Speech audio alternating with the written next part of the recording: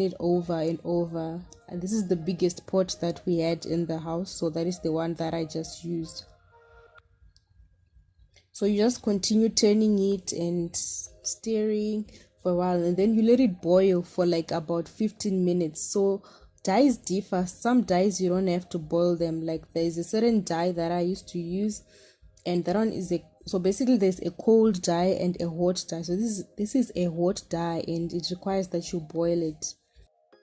And then after boiling, I now rinse, and then after rinsing I also rinse it using the fixer, the dye fix, that little packet.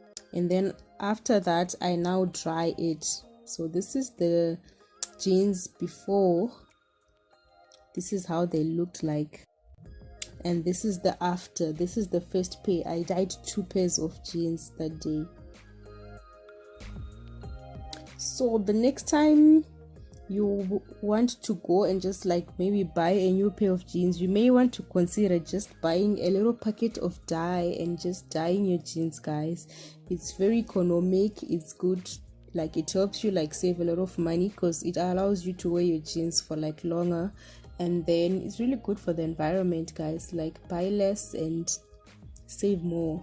So thank you so much for watching this video. I really hope you like it, and I hope to see you in my other DIY videos. So do leave a comment, like, comment, subscribe. So you can buy the dye from like a pharmacy. If you don't get it from, like I got this from a local pharmacy, they also have a website.